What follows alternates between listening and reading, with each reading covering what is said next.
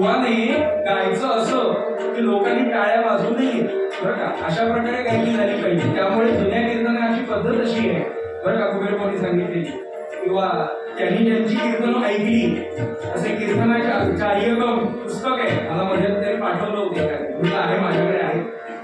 तर विनायक भागवत काशी सार्वभौम ज्याला पदवी मिळाली काशीच्या राजाला दिली, तर त्यांनी सांगितलं कीर्तनाची जुनी पद्धत काय, हे पूर्वपदाचा सुरू आहे, त्या पूर्वपदानंतर काही जण तराणा म्हणतात, तो तराणा नाहीये, तराण्याच्या जागा कीर्तनाचे वेगळे आहे बरं का, ते इथे नाही तिथे नाहीये, तर इथे पालुपद आहे आणि पुन्हा गजर आहे बरं का, राम राम राम राम सीताराम सीताराम. तर कीर्तनाला मला आपल्याला सांगायचं आहे जी खरी पद्धत ती म्हणजे टाळी ही फक्त नामस्मरणाला, इतरत्र टाळी दुसरीकडे कुठेही नाही. म्हणून कीर्तनकारांना असंच गावं की लोकांनी टाळी वाजवू नये. जर टाळी वाजली कीर्तनकाराकरता तर कीर्तनकाराने प्रायश्चित्त घ्यायचं कीर्तन झाल्यावरती, तेवढं जप वगैरे साधना सांगितली का, तुम्ही असं गायलात की लोकांना टाळी वाजवायला भाग पडतं बरं का. म्हणून मी टाळी तुम्ही मला वाजवू नये बरं का, आणि जी ज्यांच्यामुळे कीर्तन रंगते अशा दोन साथीदारांकरता वाजवली तर दोष नाहीये बरं का. त्यामुळे असे साथीदारही आहेत बरं का, आणि अशा साथीदारांकरता जर टाळी वाजवायची नाही, मग कोणाकरता वाजवायची मला सांगा.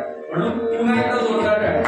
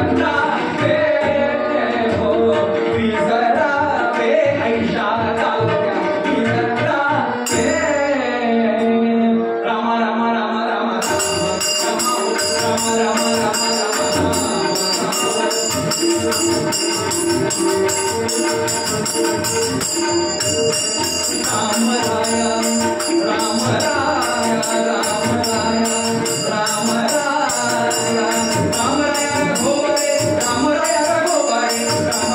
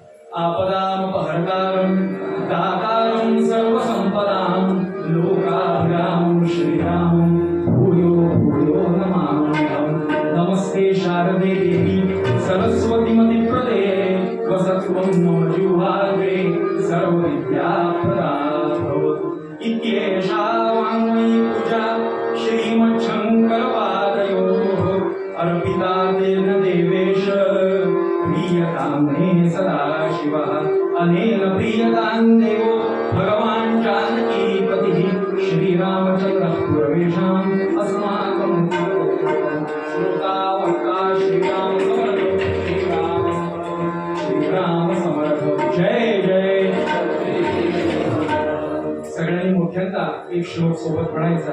शांताकारं भुजगशयनं पद्मनाभं सुरेशं विश्वाधारं गगनसदृशं मेघवर्णं शुभांगं लक्ष्मीकान्तं कमलनयनं योगिविद्याधरं वन्दे विष्णुं भवभयहरं सर्वलोकैकनाथं श्रीपूर्वाभिमुखलक्ष्मीनारायण महाराज की लक्ष्मीपदे नारायण नमः पार्वतीपतये हर हर जय जय रघुवीर.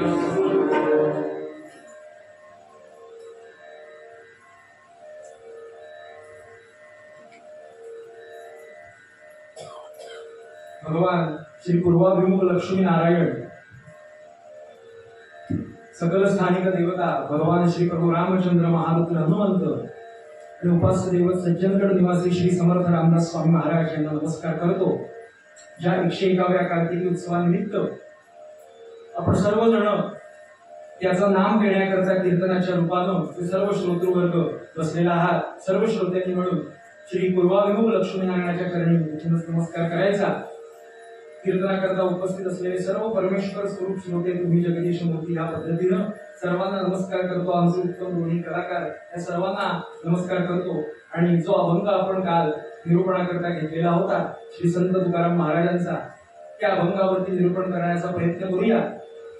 तुकाराम महाराज आपल्याला असं सांगतायत की जीवनामध्ये माणूस सुख आणि दुःख यामध्ये अडकलेला आहे. आणि तो किती कसा अडकलेला आहे, ज्याच्यामध्ये तो सुख शोधतोय म्हणजे आनंद शोधतोय, तो काही त्याला प्राप्त होत नाहीये, परिणामी दुःखालाच सामोरं जावं लागतंय. म्हणून सुखस्यानंतरम दुःखम दुःखस्यानंतरम सुखम न नित्यम लभते दुःखम तथा न नित्यम लभते सुखमपि. बरं का, नाण्याच्या एक सुखाचं नाणं उचलल्यावरती दुःखाचं नाणं पाठवून आपोआप चिकटून येतं. जरा काल जे कोणी श्रोते नव्हते त्यांच्याकरता 2 मिनिटं. नाही ते सिरियलमुळे सगळ्यांना सवयच झाली, आपने कल देखा था अभी आज आगे असं या पद्धतीनं. अशा सुखदुःखामध्ये सगळेजण आहेत. तर आपल्याला काय नेमकं हवंय, तर श्री माऊलींनी बरं का, श्री ज्ञानेश्वर महाराजांनी जो आनंद शाश्वत सुख जे प्राप्त केलं ते आपल्याला सुद्धा जो प्राप्त व्हावं असं जर वाटत असेल आपल्यासारख्या सामान्य जीवाला, तर आनंदाच्या म्हणजे समाधानाच्या असणाऱ्या जागा ह्या 2च आहेत. बरं का, काल पाहिलं आपण खरं तर एकच जागा ते म्हणजे परब्रह्म ईश्वर. आणि त्याच्या पद्धतीनं त्याला हवं त्याच्या नियमाप्रमाणे संतांनी जो अवतार घेतला, मग समर्थ म्हणून कोणीतरी आले, कोणी ज्ञानेश्वर महाराज म्हणून कोणी आले, कोणी निवृत्ती म्हणून आलं, कोणी एक 4-5 वर्षाचं वय घेऊन निर्मुक्ताही आली. असे परब्रह्मानच त्या वेळेप्रमाणे अवतार घेतला. म्हणून संत सत्पुरुषांच्या पाठीमागे अनंत कोटी ब्रह्मांड नायक हे लागत नाही. अनेक जण म्हणताना भक्त अनंत कोटी ब्रह्मांड नायक आणि मग जे कुठले संत असतील त्या संतांचं नाव घेतात. ठीक आहे, कोणाला तरी म्हणण्यापेक्षा संतांना अनंत कोटी ब्रह्मांड नायक म्हटलंच पाहिजे.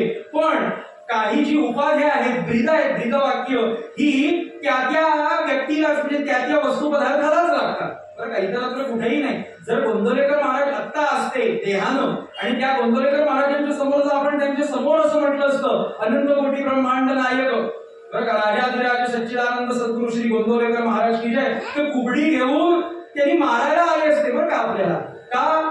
अनंत कोटी ब्रह्मांड नायक जगामध्ये एकच, तो म्हणजे परब्रह्म. त्याचं एक ब्रीद आहे, उपाधी जी त्याच्या पाठीमागे लागते भगवंताच्या, ती फक्त त्यालाच लागते. त्यामुळे संत त्या वेळेपुरतं जे काही लागतं, पण समाज आता ह्या थोड्या प्रमाणामध्ये बिघडला आहे, तर त्याला सरळ करायचं. थोडस भक्ती मार्गाचा जरा ओलावा तिथं निर्माण करायचा. कुठे जर काही अहंकार असेल तर तो दूर करायचा. जेवढी परिस्थिती असेल तिथे एक 50-60 वर्षापुरती बरं का, एवढा 50-60 वर्ष काही अवतार भगवान घेऊ शकत नाही. विष्णूंनी 10 अवतार घेतले, दत्तप्रभूंनी पुढे 2-3 अवतार घेतले, नवनाथांचे अवतार आहेत आपल्याकडे. पण सारखं काही भगवंताला घेणं जमणार नाही पृथ्वी तलावरती. म्हणून तो संतांची योजना करतो. म्हणून आनंदाच्या असणाऱ्या समाधानाच्या जागा ज्या आहेत, ठिकाणं जी आहेत, आनंद स्थळ जी आहेत, ती फक्त 2च आहेत बरं का. डोकं टेकण्याकरता सुद्धा 2च आहेत बरं का, आणि आनंद मिळवण्याचे ठिकाणं सुद्धा 2च आहेत. ते म्हणजे एक म्हणजे परब्रह्म आणि दुसरं म्हणजे तीर्थक्षेत्र संतांची. मग गोंदवले असेल, सज्जनगड असेल, अक्कलकोट असेल, पंढरपूर असेल, विविध तीर्थक्षेत्र आहेत. मग असा जो आनंद बघा ना, काही माणसं गैरसमज करतात. गोंदवलेला जातात, सज्जनगडला जातात आणि उतरताना काय म्हणतात, काय खीर होती हो तिची. बरोबर आहे, चांगलीच आहे ना, हे चांगली म्हणूया. प्रसाद प्रत्येकाला पाहिजे, काय शिरा होता हो. पण माणसं अजून ते शिऱ्या आणि खिरीत आणि आमटीत असते. गोंदवलेला गेले की आमटीचा मसाला बाहेर मिळतो, जो आतमध्ये केला जातो, तो विकत आणतात. आणूया, काही प्रश्न नाही. गेला तर मला पण आणा, जय जय, तो आणूया, त्याच्याबद्दलचा काही प्रश्न नाही. पण असं का नाही म्हणत, सज्जनगडवरून निघताना, पायऱ्या उतरताना किंवा गोंदवल्यावरून निघताना, काय पादुका आहे तो, महाराजांच्या काय पादुका आहे, समर्थांची काय समाधी आहे, असं का नाही मुखातून येत. प्रसाद घेतलाच पाहिजे. प्रसाद आवडीचाच आहे. तशी आमटी, तशी खीर कुठेही होत नाही, हे मान्य आहे. पण आपलं जे लक्ष आहे ते भगवंताच्या त्या मुख्य स्थळाकडे पाहिजे बरं का. ती जी उपांग त्याची असतील तिथे लक्ष असू द्याच, कारण त्याचा प्रसाद म्हणून तो असतो बरं का. तिथे जाऊन प्रसाद घ्यायचा म्हणजे काय करायचं, तर तिथली उपांगाचा आनंद आपण घ्यायचा, खूपच त्याचा आनंद घ्यायचा. पण मुख्य अंग जे ठिकाण आहे, असा जर आनंद जो मिळतो बघा गोंदवल्यात असेपर्यंत किंवा कुठे अक्कलकोट असेल, कुठेही शिर्डी असेल, साईबाबा असेल, कुठेही असू द्या, तिथे असताना माळ करावीशी वाटते की नाही. जागेचा महिमा येतो. म्हणजे जरी माणूस काय म्हणतो आस्तिक नास्तिक कुठल्याही प्रांतातला असला तरी सुद्धा त्याला नाम घ्यावं असं वाटतंच बरं का. लोकांचं बघतो तो नाम घेतोय, एक माळ तरी आपण करूया श्रीराम जय राम जय जय राम. मग असा जो आनंद आपल्याला देतो, समाधान जे देतं बरं का, त्याला त्या तत्वाला विसरून चालेल काय. म्हणून तुकोबा म्हणतात, ऐशा दात्या विसरावे तोंड कोणा पसरावे. माझा दाता कोण आहे, तो हा लक्ष्मीचा पती बरं का, भगवान नारायण. माझ्या जीवीची विश्रांतीचं स्थान हे भगवान आहे.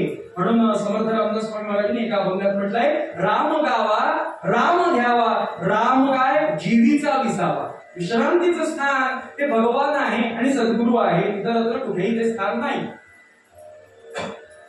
म्हणून असा जो भगवान आहे तो आपल्याला जो देतोय, कारण मी सांगितलं आपल्याला की तुकाराम महाराजांनी या अभंगामध्ये ही योजना करत असताना शब्दांची देवाचं कुठेही नाव स्पष्टपणे घेतलेलं नाही. नारायण, विष्णू सहस्रनामावली आहे की नाही आपल्याकडे, विष्णू सहस्रनाम आहे, सत्यनारायण पूजेला सहस्रनामावली वाचली जाते.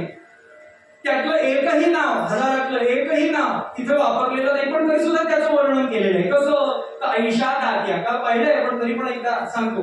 दात्या, दाता देणारा म्हणून तो बरं का, दुसरा तिसरा कोणी आपल्याला देत नाही बरं का. पण काही जणांना पटकन जो पहिला अभंग वाचणारा श्रोता आहे त्याला एकदम कळलं नाही दाता म्हणजे नेमकं काय म्हणायचंय तुकोबांना. म्हणून पहिल्या चरणामध्ये लगेच तो दाता, मला कोण म्हणायचा आहे दाता, याचा लगेच उल्लेख पुढे केला. कोण दाता आहे, तर तो हा लक्ष्मीचा पती, माझ्या जीवीची विश्रांती.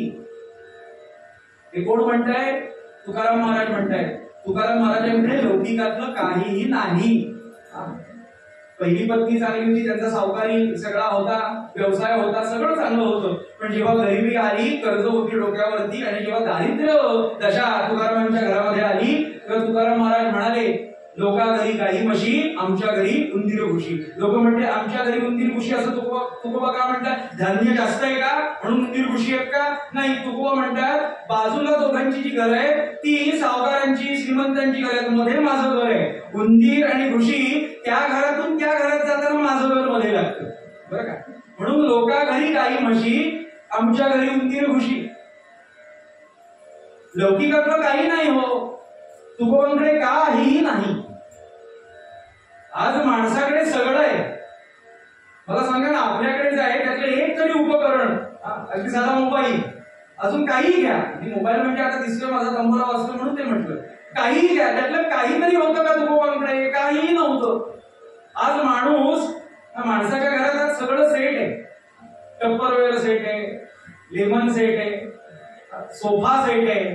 पण गुरुजी म्हणतात ते सोफा सेट, त्यावर बसणारे मात्र कायम अपसेट आहे.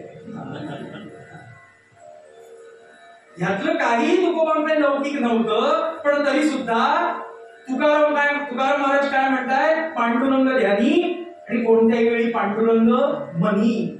मनी म्हणजे हा नव्हे, मनी, पांडुरंग मनी. माझ्या मनात ध्यानात कायम भगवान पांडुरंग. आणि जेव्हा पांडुरंगांच्या त्या आवली नावाच्या एका पत्नीवरती, क्षमा करा, तुकोबांच्या आवली नावाच्या या पत्नीवरती जेव्हा भगवान पांडुरंगांनी कृपा करण्याचं ठरवलं, का इतकं कर्ज झालंय त्यांच्या नावाने, इतकं पांडुरंग हरी विठ्ठल तुकोबांनी म्हटलंय, तर मुद्दल सोडून द्या, व्याज तरी देऊया त्यांच्या पत्नीला. तर पत्नीनं तुकोबांना, आपल्या पांडुरंगांना कधी पांडुरंग असं स्पष्ट म्हटलेलं नाही, काळ्या बिट्या कुट्या असं काहीतरी म्हटलेलं आहे. पण किमान देऊया तुकोबांना तर काही नको आहे. भिक्षा पात्र अवलंबणे जवळ घेणे राजीवणे, मला काही नको, भिक्षा वगैरे काही नको, भी पांडुरंगाला सांगायचं. पण म्हणून तिच्या पत्नीला देऊया म्हणून आवली करता पांडुरंग तुकाराम महाराज घरात नसताना भंडाऱ्याच्या डोंगरावर जेव्हा तुकोबा गेले, का गेले ते सुद्धा महाराज म्हणतात गावातले, म्हणून महाराज म्हणतात सगळे गावातले, म्हणून ते भंडाऱ्याच्या डोंगरावरती निघून गेले. आणि आवलीला जेव्हा पांडुरंग प्रकट झाले आणि प्रसन्न झाले, तेव्हा विचारलं काय काय हवंय तुला. तेव्हा तिने काय काय सांगितलंय? पैठण्या द्या, साड्या दे, अजून सोनं नाणं दे, अलंकार दे, मोहरा दे, चांदीची वस्तू दे, सोन्याच्या वस्तू दे, अजून पितळीची भांडी दे, अमुक सगळं सांगितलं पांडुरंगाला. पांडुरंग म्हणाला देतो. तो हा लक्ष्मीचा पती आहे ना, तो देणारच. पण आवली म्हणाली तू मला देतोयस, पण एक विनंती आहे. देवा, आता देवा म्हणतीये का त्याचं सामर्थ्य कळलं हो की तो देतो. नाहीतर तिला असं वाटत होतं की आपले पती एवढं त्याचं नाम घेतात, त्याचं लक्ष जात नाही आपल्या मुलाबाळांवरती. तुकोबा म्हणतात आमच्या घरी चोर यायला घाबरतो. का घाबरतो? बरोबर आहे, छत्रपती शिवाजी महाराजांचे गुरु पहिले. मग तुकोबांनीच सांगितलं समर्थांकडे जा. असो का सांगितलं हे पुढचं राजकारण सांगत नाही बरं का. राजकारण म्हणजे तिकडे तो सूर मिळवला जाईल चुकून, म्हणजे आपण नव्हे, हे रेकॉर्ड होत आहे ना, ते कोण ऐकतील ते आपला एक प्रश्न नाही काही. शिवाजी महाराजांचे गुरु तुकोबा, मग काही झेडकं सुरक्षा दिली असेल म्हणून चोर भीतो आम्हा धागे असं तुकोबांनी म्हटलंय. तर बाबा असं आहे का, काही सुरक्षा दिली आहे का घरावर म्हणून चोर घाबरतात? अजिबात नाही. जर त्यांची भागाबाई नावाची मुलगी त्या चोरानं पाहिली, काही नाही, फाटकं बरं का, बरकल कोलका फाटका, दिसायला उत्तम छान होती मुलगी. महाद्या म्हणायचे त्याला. थंडीचे कडाक्याचे दिवस, थंडी कडकडून पडलेली, आणि गुडघे पोटात घेऊन तो झोपलेला महाद्या असा जो पाहिला त्या चोरानं, तर चोर म्हणे यांच्या घरी काय चोरू, माझ्याकडेच मी यांना देतो बरं का, म्हणून चोर आम्हा घेतो धाके असं तुकोबा म्हणतात.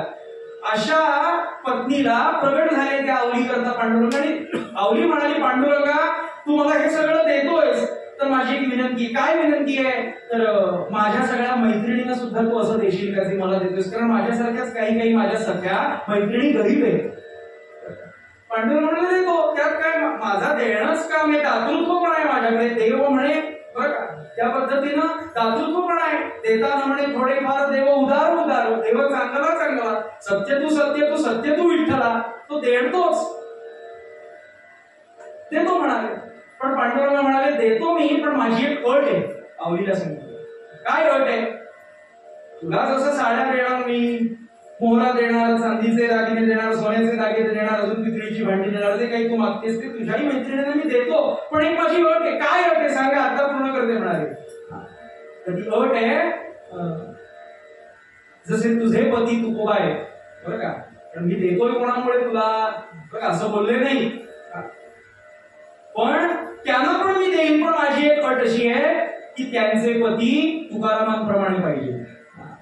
त्यांचे पती, त्या तुझ्या सगळ्या मैत्रिणींचे पती तुकारामांप्रमाणे पाहिजे. ते जर तुकारामांप्रमाणे पती असतील तर त्यांच्या पतीला मी देईन. आणि काय आवडीचा मोठेपणा मनाचा, हे जेव्हा कळलं की आपल्या पतीमुळे आपल्याकरता पांडुरंग प्रगट झाला आणि हे सगळं तो देतोय, आणि जेव्हा आपल्या तुकोबांची बरं का काय अधिकार आहे, सिद्धी काय आहे हे जेव्हा कळलं, तेव्हा तिनं सगळं नाकारलं. मला काही नको बरं का, तुकोबांनी एवढं व्याज करून ठेवलंय, ते व्याज मी तुझ्याकडून आता घेणार नाही, मला कळलं. असं लौकिकातलं काहीही जवळ नसताना तुकोबा म्हणतात आईशा तात्या विसरावे. आज आपल्याकडे सगळं आहे बरं का, तुकोबांकडे जे लौकिक काही नव्हतं ते सगळं आहे आपल्याकडे. पैसा आहे, धन आहे, चौसोबी वाडा आहे, बंगला आहे, गाडी आहे, सगळं आहे, नोकर आहेत, चाकर आहेत, सगळं आहे. पण तरी सुद्धा आपल्या मुखातून तुकोबाच्या आत्मविश्वासाने समाधानाने सांगतात की त्या भगवंताला विसरू नये. जरा काही इकडे थोडं दुःख कोणालाही काही प्राप्त झालं थोडंसं की तो म्हणतो देवाचं लक्ष कुठे आहे आमच्याकडे, भगवंताचं आमच्याकडे लक्ष कुठे आहे, असा लगेच तो नकारात्मक भूमिकेकडे जातो, नकारात्मक दिशेकडे तो वळतो बरं का. म्हणून जो आपल्याला समाधान देतो जीवनामध्ये तो कोण देतो, तर तो भगवान देतो. तो भगवान कसा आहे, कारण मी आपल्याला म्हटलं की त्या भगवंताचा ईश्वरीने आपल्याला सांगणार आहे. नुसतं तुकोबांनी हे मराठीत सांगितलंय, तो हा लक्ष्मीचा पती, माझ्या जीवीची विश्रांती. लक्ष्मीचा तो पती आहे ही त्याची ओळख सांगितली. पण अजून एक ओळख सांगतो, म्हणजे ती ओळख एकदा आपल्याला कळली की आपण त्याला का विसरू नये हे आपल्या लक्षात येईल. ती ओळख म्हणजे काय, तर श्री शंकराचार्यांनी म्हणजे आद्य शंकराचार्य महाराजांनी भगवंताविषयीच्या म्हणजे भगवंताचा ऐश्वर्य किती आहे हे वर्णन करून सांगितलं एका श्लोकामध्ये. शंकराचार्य काय म्हणाले, ऐश्वर्यस्य समग्रस्य, त्या विष्णूचं वैभव किती आहे, ऐश्वर्य किती आहे, नीट ऐका श्लोक हो. ऐश्वर्यस्य समग्रस्य, 6 ऐश्वर्य सांगितली आहेत भगवंताची. ऐश्वर्य म्हणजे भाग्य सांगितली, ज्याच्यामुळे तो देतो आपल्याला बरं का, ते त्याच्याकडे काय आहे म्हणून तो देतो आपल्याला. तर हे सगळं वर्णन केलंय, मोजा बरं का. ऐश्वर्यस्य समग्रस्य ते धर्मस्य यशस श्रियाः, यश आणि श्री, श्रियाः ज्ञान 5 वैराग्ययोश्चैव षण्णाम म्हणजे 6 षण्णाम भग इति प्रणाम. आद्य शंकराचार्य महाराज की, पूर्वाभिमुख लक्ष्मीनारायण भगवान की. शंकराचार्य म्हणाले त्या भगवंताकडे 6 अशी भाग्य आहेत, 6 अशी ऐश्वर्य आहेत ज्याच्यामुळे तो आपल्याला देतो. मग ती 6 ऐश्वर्य काय ती आपल्याला बघायचं, म्हणून तर आपण श्लोक म्हटला. ती का आहेत त्याच्याकडे असं नाही विचारायचं, कारण तो देव आहे, त्याच्याकडे सगळं आहे. त्याला तुम्ही काहीही म्हणा, भगवंताला तुम्ही कुठलाही शब्द व्यवहारातला वापरा, परमार्थातला, लौकिकातला, अलौकिकातला कुठलाही शब्द वापरा, तो त्याला लागू होतो. एकाने भगवंताला चोर म्हटलो तोही लागू झाला, हरीला पंढरीचा सगळं लागू होतं त्याला. त्याच्याकडे सगळं आहे, काही नाही त्याच्याकडे, शिव्या सुद्धा आहेत त्याच्याकडे, इथं सांगत नाही. अहो नामदेवानी शिव्या दिल्या आहे, त्याला आपण पाहिलं चरित्र. आमच्याकरता झाड भरली का तुला, झाड भरली हे शिवी आहे बरं का, आपण जे समजतो त्या शिव्या नाही, त्या वरच्या लेवलच्या शिव्या, आपण ज्या समजतो त्या असो. तर भगवंताकडे असणारी जी ऐश्वर्य आहे ती कोणत्या प्रकारची आहे, तर पहिलं ऐश्वर्य, तर ऐश्वर्यस्य समग्रस्य, सगळ्या प्रकारची ऐश्वर्य हे पहिलं ऐश्वर्य. उत्पत्ती स्थिती लय हे सगळं सांभाळण्याची ताकद भगवंताकडे आहे ना. आपल्याकडे वचन प्रसिद्ध, वृक्षाचे ही पान हरे त्याची सत्ता. त्याच्या मनात नाही झाडाचं एक पान हलू द्यायचं नाही, तो करू शकतो तर त्याप्रमाणे. फॅन लावणं आपल्या हातात काम आहे. फॅन मधला असणारा जो करंट आहे ना तो आपल्या हातात नाही, तो कोणाच्या एमएससीबीच्या हातात आहे. तसं एखादी गोष्ट आपण करू शकतो पण त्यावर मालकी हक्क आपला नाही. तसं देहावरती हक्क आपला नाही. पिंड उसना आणला पाचाचा, पंचमहाभूतांचा तो देह आहे. ज्याच्याकडून उसना आणला त्याला वेळ झाली, याची घटका भरली या देहाची आपल्या प्रत्येकाची, ती त्याला देऊन टाकायचा. या पद्धतीनं एवढंच कशाला, अग्नी त्याच्या धाकाने तापतो. तर मी उदाहरण देईन असं की घरामध्ये जेव्हा आपण संध्याकाळच्या वेळेला दिवे लागण्याच्या वेळेला दिवा जेव्हा लावतो आपण, तेलाचा असेल तुपाचा असेल, तेव्हा तो दिवा सुद्धा कसा लावा सांगितले, बारीक वात पाहिजे. बारीक, काही जण भडाकणी अगदी मशाल पेटवतात, तसा पालखीच्या वेळी कशी असते भडाकणी, त्याने देवाला पेटतात. बारीक पाहिजे. त्याची अगोदरची सकाळची काय असेल आदल्या दिवशी ती काजळी काढली पाहिजे. तसाच काही जण पेटवतात. पेटवतातच म्हटलो, मग तो पेटवतो त्यांचा संस्कार. अशी बारीक वात पाहिजे, स्वच्छ तेल पाहिजे, चांगलं पाहिजे. बघा कधी कधी काय होतं माहिती का, सगळं अनुकूल जरी असलं, सगळं त्याला रममाण जरी असलं तरी सुद्धा कधी कधी लागता दिवा लागत नाही. बघा काय कळत नाही. प्रत्येकाला कधी ना कधी असा रोज आहे, वर्ष 2 वर्षातून दिवा लागतच नाही, प्रज्वलितच होत नाही. का, वृक्षाचे पान हरे त्याची सत्ता. अग्नी प्रज्वलित करणं आपलं काम आहे बरं का, अग्नी प्रज्वलित करणं आपलं काम आहे. पण तो अग्नीचा असणारा जो गुण आहे तापणे, बरं का, तो गुण आपल्यामध्ये नाही. म्हणजे आपल्यामध्ये ती शक्ती नाही की तो तापवणे म्हणजे आपण ते करू शकतो. नाही करता येत. अग्नी त्याच्या धाकाने तापतो भगवंताच्या. इतका ऐश्वर्य त्याच्याकडे आहे. पहिलं ऐश्वर्यस्य समग्रस्य, पुढे इतकं सगळं हातात आहे. हो भगवंताच्या सगळं हातात आहे. किती हातात आहे, प्रचंड हातात आहे सगळं. पण तरी सुद्धा पुढचा गुण सांगितला भगवंताचा ऐश्वर्य सांगितलं, ते म्हणजे धर्मस्य. सगळी सत्ता हातात आहे, पण सगळी सत्ता हातात असून सुद्धा अधर्माने कधी भगवान वागलेले नाही. धर्मस्य, कायम धर्माने. आणि जो धर्माने वागतो त्याच्या पाठीमागे, कारण तो त्याचा गुण आहे ना भगवान. भगवंताचा गुण काय आहे, धर्म. त्यामुळे जो धर्माने वागतो त्याच्या पाठीमागे भगवान उभा राहतो. म्हणून 5 पांडवांच्या पाठी भगवान उभे राहिले. आणि आपल्या कौरवांच्या, म्हणजे महाविकास आपला नाही आपलं काय कौरव, क्षमा करा, कौरवांच्या पाठीमागे भगवान उभे राहिले नाही. जरा विनोद बरं का, कंटाळा येऊ नये. कौरवांच्या पाठीमागे भगवान उभे राहिले नाही. पांडव म्हणून त्याच्या राजाचं नाव काय, धर्मराजा युधिष्ठिर. धर्मानं वागतो म्हणून गंमत सांगता येईल आपल्याला. भगवान गोपाल कृष्णांना पूर्ण महाभारतामध्ये कृष्ण तत्व काय बरं का ओळखणारे हे फार कमी होते.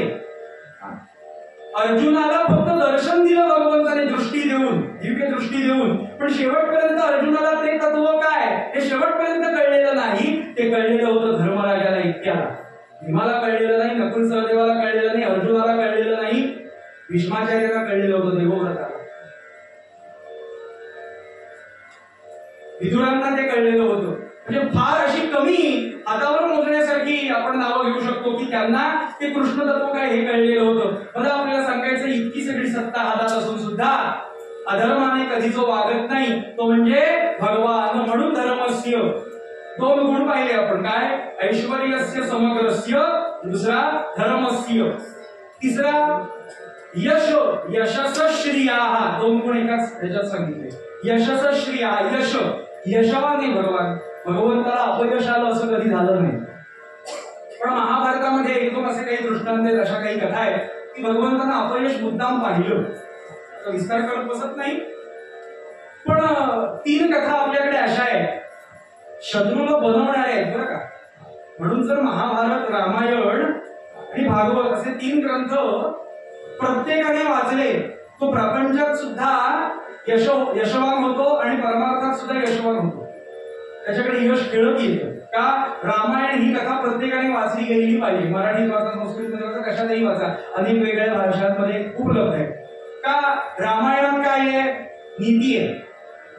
नीती, कुठेही युक्ती रामाने केलेली नाही. अपवाद म्हटला एकच बोलायचा झाला म्हणून, तर वालीला मारताना युक्ती एकच केली, ती सुद्धा सुग्रीवा करता. नाहीतर स्वतःच्या वैयक्तिक पातळीवरती रामाने कुठेही युक्ती केलेली नाही. पूर्ण नीती, असं पारदर्शक चरित्र, सरळ जे जातं ते राम, बरं का. म्हणून परमार्थात सरळ पाहिजे, पण लौकिक अर्थात बाहेर व्यवहारात वागताना कृष्णासारखं पाहिजे. महाभारत या कर्णाला मारत असताना तुम्ही जसं अभिमन्यूला मारलं, तुम्ही आमच्या 2 कानाखाली मारल्यात, आम्ही काय पांढऱ्या टोपीवाले नाही, क्षमा करा बरं का. आमची लाल केशरी अशी टोपी आहे, त्यामुळे तुम्ही आमच्या 2 कानाखाली वाजवल्यात म्हटल्यावरती आम्ही वाजवणार. त्या दुर्योधनाला कसं संपवलं, कशी युक्ती केली भगवंतानी, असो. मला आता दृष्टांत सांगत बसायला वेळ नाही, पण यश अपयश भगवंतानी 1-2 ठिकाणी जरी महाभारतात पाहिलेलं असलं. म्हणून महाभारत ही युक्तीची कथा, रामायण नीतीची कथा, महाभारत युक्तीची कथा आणि भागवत भक्तीची कथा. नीती आणि युक्तीच्या पलीकडे भक्ती, प्रेम पाहिजे हो देवाविषयी. नुसतं नीती सरळ, नुसतं नाही, नुसतं युक्ती असंही नाही, ह्याच्या पलीकडे जाऊन असणारं भागवत श्रीव्यासांनी जे लिहिलं ती भक्ती सुद्धा पाहिजे. मला आपल्याला सांगायचं आहे की अपयश जर भगवंतानं पाहिलंच असेल कुठल्या एका दुसऱ्या कथेमध्ये, तर यशाची असणारी पार्श्वभूमी आहे. मग काही चिंता करू नका, स्थानिक स्वराज्य वगैरे विरोधाचा भाग सोडून द्या, काही चिंता करू नाहीये. अपयश श्रोते हो, त्याच्या पाठीमागे यशाची असणारी पार्श्वभूमी म्हणजे अपयश आहे, लक्षात घ्या. म्हणून यशस्श्रिया हा तिसरा गुण यश. पहिलं वाक्य काय, ऐश्वर्यस्य समग्रस्य, दुसरं धर्मस्य, तिसरं यश आणि चौथं श्रिया हा श्री. श्री म्हणजे संपन्नता. संपन्न किती येतो, किती श्रीमंत आहे होतो भगवान, श्रीमंत किती आहे. कालच या अभंगातच आपण बघतोय, तो हा लक्ष्मीचा पती, लक्ष्मी त्याचे पाय चिपती आहे, बरं का. लक्ष्मी त्याचे पाय चिपती आहे याचा अर्थ, म्हणून बघा, लक्ष्मीच्या पाठी आपण धावलो ना, लक्ष्मी तेवढी दूर जाते. आपण लक्ष्मीच्या पाठी धावायचं नाही, आपण सरस्वतीच्या पाठी धावायचं. लक्षात घ्या, सरस्वतीच्या पाठी धावलं की लक्ष्मी पाय धरायला येते, बरं का. का, त्या सरस्वतीला मान मिळवून दिला पाहिजे ना हो. नाही तर सरस्वती आणि लक्ष्मी एका ठिकाणी टिकत नाही. एक तर सरस्वती असते, नाही तर लक्ष्मी असते, बरं का. मला आपल्याला सांगायचंय, श्री हा इतका तो श्रीमंत आहे. 5वा गुण ज्ञान. भगवान ज्ञानी आहे, हे काही वेगळं सांगण्याची आवश्यकता नाही. त्याच्यापासूनच ज्ञान सगळं हे आपल्यापर्यंत आलं. ऋषीमुनी, बरं का, वेद काळापासून, ऋषीमुनींपासून, संत सत्पुरुषांपासून ते आता अगदी श्रीधर स्वामी 1973 साली झाले तिथपर्यंत, बरं का, आज तागायत हे ज्ञान आपल्यापर्यंत पोहोचलं. पण ज्ञान हे 5वं ऐश्वर्य भगवंताचं आहे. तो किती ज्ञानी आहे भगवान. रुक्मिणी स्वयंवराचा आख्यान सगळ्यांना माहिती, गेल्या वर्षी मला सांगितलं मी. त्यामुळे ते जेव्हा रुक्मिणीचं पत्र घेऊन सुदैव ब्राह्मण गेला आणि जेव्हा सुदैवांनी पाहिलं त्या भगवान गोपाळकृष्णाला द्वारकेमध्ये गेल्यावरती विसरला आपल्या हातात पत्र आहे, तो कसा वर आहे हे सांगण्याकरता नाथांनी त्या सुदैवाच्या तोंडी पद घातलंय. नुसती आपला सांगतो, आपल्याला शब्द सांगतो. रुक्मिणीला म्हणाले, रुक्मिणी तुला येणारा वर हा कसा आहे माहितीये का, शुभांगे. शुभांगे म्हणजे रुक्मिणी. तुला बराया, तुला बघायला येणारा वर कसा आहे, तुला बराया. तर लक्षण सांगितलं, देवाचं नाव घेतलं नाही. विबुधो पहिलं लक्षण नाथांनी सांगितलं. म्हणजे विशेषत्वानं ज्याला कळतं तो, बरं का, ज्ञान तिथे आलं. पण तरी सुद्धा एखाद्याला समजा कळला नाही विबुधोचा अर्थ, तर पुढे म्हटलं लगेच विबुधो ज्ञान वसंत. भगवंताचं ज्ञान आणि आपलं ज्ञान, म्हणजे आपलं ज्ञान जे आहे ना ते ज्ञान नसतं, ती माहिती असते, बरं का. ज्ञान जे बाहेरून जी येते ना ती माहिती, आणि आतून जे उद्भवतं ना, आतून जे प्रकट होतं ते ज्ञान. ते ज्ञान भगवंताकडे आहे. आणि भगवंताशी एकदा तत्वमसी हे एकदा जुळलं, अहम ब्रह्मास्मी, की त्याचं ज्ञान आपल्याला प्राप्त होतं, बरं का. ते संतांना प्राप्त झालं. असो 11-5 झाले, जास्त जाणत नाही. मला आपल्याला सांगायचंय की असं ज्ञान, ते ज्ञान कसं आहे भगवंताचं. ज्ञान वसंत आला भगवंत. कसा आला तो भगवंत, कसा आहे तो वसंतासारखं त्याचं ज्ञान. सगळ्यात ऋतू श्रेष्ठ ऋतू वसंत. आता वर्ष ऋतू नाही, पौर्णिमा होता, होशियार म्हणतात तसा. आता आम्हाला बॅगेमध्ये छत्री सुद्धा नको वाटतो कीर्तनाच्या, काढून टाकायची. पण काय भिजे म्हणून होता छत्री ठेवायची घाबरून. पण प्रार्थना एकच की पाऊस येऊ नाहीये. असो, त्याचं ज्ञान वसंतासारखं आहे. 5वा गुण ज्ञान. आणि 6वं अत्यंत महत्वाचं या आपल्या भक्ती मार्गामध्ये त्या भगवंताला ओळखण्याकरता म्हणून जे अतिशय महत्वाचं ऐश्वर्य जे सांगितलंय शंकराचार्यांनी ते म्हणजे वैराग्ययोश्चैव षण्णाम म्हणजे 6 भग इति रणा. भग हा धातू आहे. भगवान आपण त्याला म्हणतो एखादा बुद्धिमान बरं का यशवान. तसं भगवान भगवान आपण त्याला काय म्हणतो? भगवान श्री पूर्वाभिमुख लक्ष्मीनारायण. कुठलाही भगवान शंकर बरं का. भगवान गोपाल कृष्ण भगवान श्री प्रभू रामचंद्र. प्रत्येक देवतेच्या पाठी जे भगवान लागतं ते का लागतं? ते ह्या 6 गुणांमुळे. ते 6वं अत्यंत महत्वाचं ऐश्वर्य ते म्हणजे वैराग्ययोश्चैव षण्णाम म्हणजे 6 भग इति रणा. इति रणा बस. 6वं अत्यंत महत्वाचं ते म्हणजे वैराग्य. तुम्ही म्हणाल भगवान विरागी आहे. काही काही कथा तर बघतो आपण. काही जण तर ते कृष्णाच्या सांभाळलेल्या ज्या आहेत त्यांनी पालकत्व स्वीकारलं.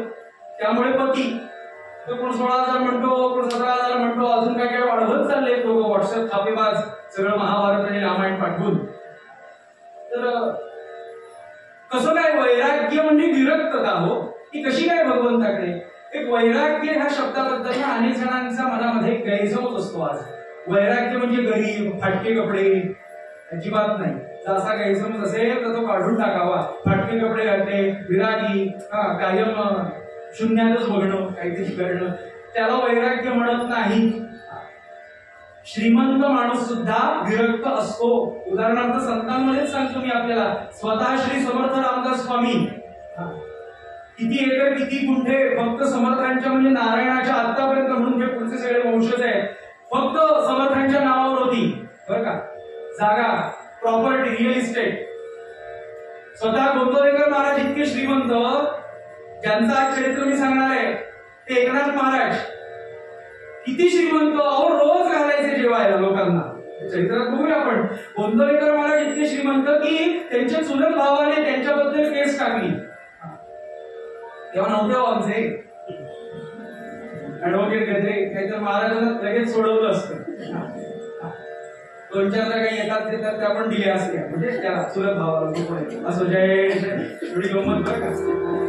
मला आपल्याला सांगायचंय की गोंदवलेकर महाराजांवरती तिच्या चुलत भावाने केस टाकली जागेच्या या सगळ्या प्रकरणामध्ये. महाराजांनी ती लढली का बरोबर आहे ना. 1718चा काळ आहे. इतके श्रीमंत होते. काय झालं त्याचं? बैलगाडी इतकी श्रीमंत तर देवाची गाडी असं आता आपण म्हणतो ही गाडी असली की श्रीमंत. तसं तेव्हा म्हणजे बैलगाडी हो. बैलगाडी घरात म्हणजे किती श्रीमंत विचार करा. बैलगाडीतून महाराज चालले कोर्टात केस लढायला आणि तो भाऊ गरीब होता बिचारा. तो चालत चालला होता. महाराजांनी पाहिलं अरे ह्याने आपल्यावर केस टाकली आहे. हाही चाललाय आपल्यावर तारीख लागली आहे त्याला आपण बैलगाडीमध्ये घेऊया म्हणून महाराजांनी बैलगाडी थांबवली आणि अरे ये बैलगाडी आपण एकत्र जाऊया. तर म्हणलं अरे मी तुझ्या विरुद्ध कोर्टात केस टाकली आणि तुम्हाला गाडीत ते बसायला सांगतोस. अरे महाराज म्हणले तू वकील दिलायस मी वकील दिले ते त्यांचं मांडतील आपण कशाला मांडायचं ये. आणि म्हणून भाकरी दिलेली होती त्यांच्या पत्नीनं. गोंदवलेकर महाराजांच्या आईनं पत्नीनं भाकरी दिलेली होती. ते 4-5 भाकऱ्या होत्या शेतामध्ये बसले. महाराज म्हणाले अरे ये आपल्या शेतातले ज्याच्यावर तू केस चालली आहेस ना त्याच शेतात बसून खाऊया.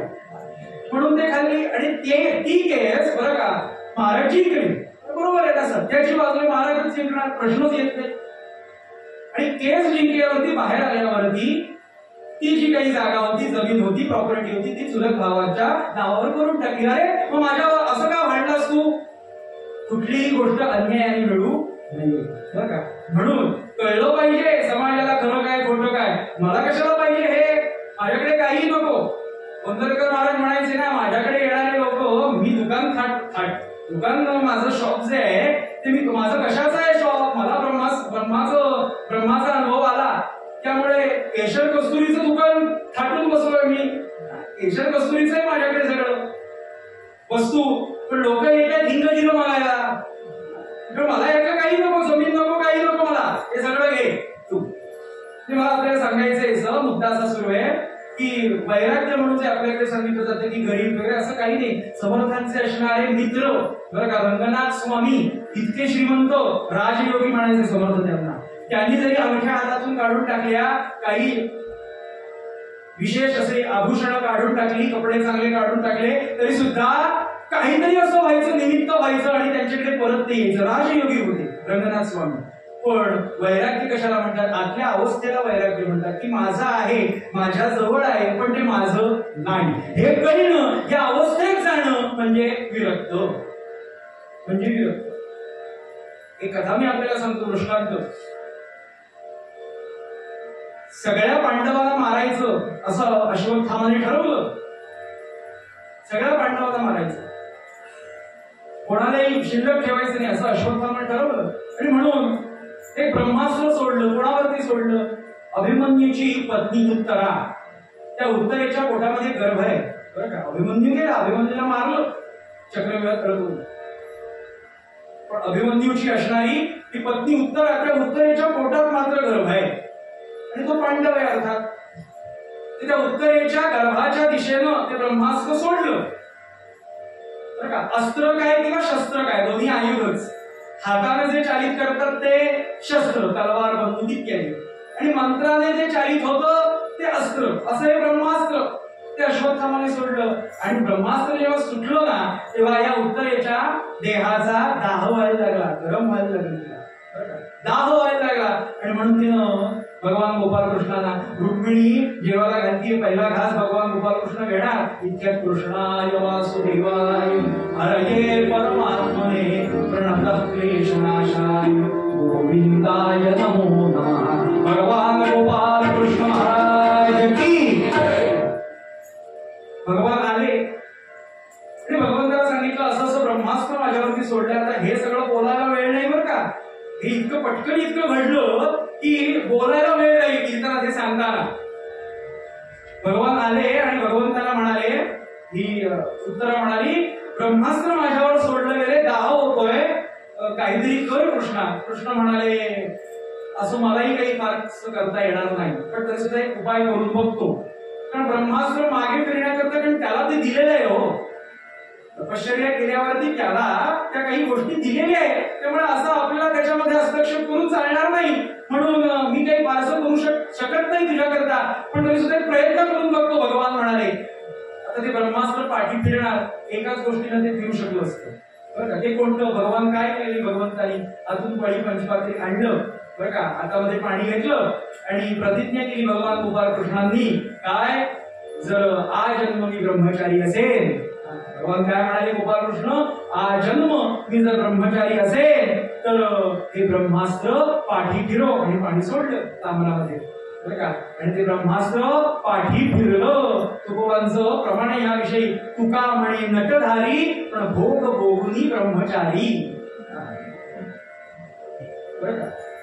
इतकी श्रीमंती, इतकं वैभव, किती वैभव आता पाहिलं. पण ऐश्वर्यस्य समग्रस्य धर्मस्य यशस्श्रियाः ज्ञान वैराग्य योश, इतकं सगळं वैभव आहे, पण तरी सुद्धा वैराग्य, भोग भोगुनी ब्रह्मचारी आहे तो भगवान. ते अहो ब्रह्मचारी म्हणूनच ते पाठी फिरलं की नाही, नाहीतर आलो असतं की नाही. आणि उत्तरेच्या गर्भामधला असणारं ते मूल पांडव केला असता तो. तसाच भगवान शंकरांच्या बाबतीत एक असं सांगितलं जातं की भगवंताचं सुद्धा चरित्र, शंकरांचं, हे सुद्धा असं विरुद्ध गोष्टी दिसतात आपल्याला. तर एक तर भोगलय सुद्धा आणि ब्रह्मचारी, असं कसं काय? एक तर काहीतरी ठरवा. नामदेव महाराजांचा अभंग आहे, कैलासीचा देव बरं का, कैलासीचा देव भोळा चक्रवर्ती. तर भोळा आणि चक्रवर्ती ही जी शंकरांना दिलेली वैशिष्ट्य नामदेव महाराजांनी आहे. एका ठिकाणी नाही बसू शकत. ही एका व्यक्तिमत्वात भोळा, एक तर तो भोळा असेल, एक तो चक्रवर्ती असेल. दोन्ही कसं काय हो? नाही चालणार असं. अहो तो भोळा जरी असला भगवान, तरी सुद्धा तो शक्तीतून कमी झालाय असा गैरसमज कोणी करून घ्यायचा नाही. तर हे पटलं, भोळा पण चक्रवर्ती, ठीक आहे तो भगवान आहे म्हणून. पण पुढचं जे चरण आहे नामदेवांनी लिहिलं ते काही कळत नाही आपल्याला. भगवान काय नामदेव काय म्हणाले, कैलासीचा देव भोळा चक्रवर्ती. पुढे म्हणाले पार्वतीचा पती, शब्द नीट आहे का बरं का, पार्वतीचा पती योगीराज. आता मला सांगा, जो पती असेल तो योगी का होईल, आणि जो योगी असेल तो पती का होईल? पण योगी असणाऱ्यानं पती असण्याच्या उचापतीत पडू नये, म्हणूनच ते पती नाही बरं का. समजलं तर बघा, सोडून दे. ज्यांना समजलं ते भाग्यवान, ज्यांना नाही समजलं ते त्याहून भाग्यवान. म्हणून बघा त्यांचंही नाव नाथ. असं जय जय रघुवीर समर्थ. कारण आदित्यची कृपा आहे हो त्यांच्यावरती, सूर्यनारायणाची. असं भगव तेज आहे, घाबरतात बुलडोझर. आम्ही गायक विनोदाला सांगतो कीर्तनात की प्रत्येकाची शस्त्र ठरली. शिवाजी महाराजांची तलवार, रामप्रभूंकडे धनुष्य, भगवान आपल्या शंकरांकडे त्रिशूळ, त्या पद्धतीनं भगवान गोपाळकृष्णांकडे अशोक चक्र, आणि त्या पद्धतीनं एक म्हणाले आता त्याच्यात वाढवूया ग्रंथामध्ये बुलडोझर नाव देऊन टाकायचं पुढे. असो, मला आपल्याला सांगायचंय की अशा भगवंताच्या बाबतीत ना विरोधी गोष्टी सांगितल्या जातात. अगदी सांगायचं झालं तर कृष्णाजी प्रभाकर खाडीलकरांच्या मानाप्पा नावाच्या नाटकाच्या नांदीमध्ये भगवंताचं जे वर्णन त्यांनी केलंय कृष्णाजी प्रभाकर खाडीलकरांनी, त्यामध्ये पूर्वीचे लेखक जे होते ना, घरी माडगुळकर असतील, काही असतील, ते पुराणांचा अभ्यास करून कविता रचायचे, काव्य करायचे. आता जर का एका काव्य तू आलास मला बरं वाटलं, तू गेलास हे असं आहे का, नाही, छान अभ्यास करून त्यावरती काही प्रतिभा करायची बरं का. नाटक 7 तारखेला आहे पण असं वाटू नये म्हणून नांदी. त्या नांदीमध्ये किती बघा काय वर्णन केलंय कृष्णाजी प्रभाकर खाडीलकरांनी. नमन नटवरा विस्मयकारा, नमन नटवरा विस्मयकारा, नमन नटवरा विस्मयकारा, आत्मविरोधी कुतूहलकरा. काय म्हटलंय? आत्मविरोधी, विरोधी गोष्टी आहे पण तरी एकच आहे. आपल्याला वाटणाऱ्या विरुद्ध गोष्टी वाटतात. पार्वतीचा पती योगीराज, भोळा चक्रवर्ती, भोगभोगुनी ब्रह्मचारी, पण वर्णन काय आहे बघा.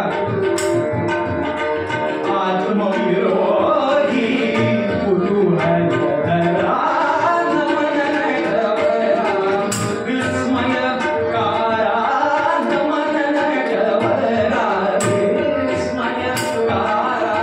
विवाह करुणी मदन जाळीला, विवाह नीट आहे का बरं का शब्द. अनेक जण नांदी नुसती संगीत म्हणून येतात, शब्दांकडे लक्ष देत नाही. त्याला अर्थ आहे का मग त्याशिवाय काय बघा. विवाह करुणी मदन जाळीला, मग मदन मित्र इंदू सेविला, मग मदन मित्र इंदू सेविला. धन वैरागी द्यूत खेळला, धन वैरागी द्यूत खेळला, गौरीचा तो अंकित झाला, गौरीचा तो अंकित झाला. परमेशाच्या ऐशारीला, परमेशाच्या ऐशारीला,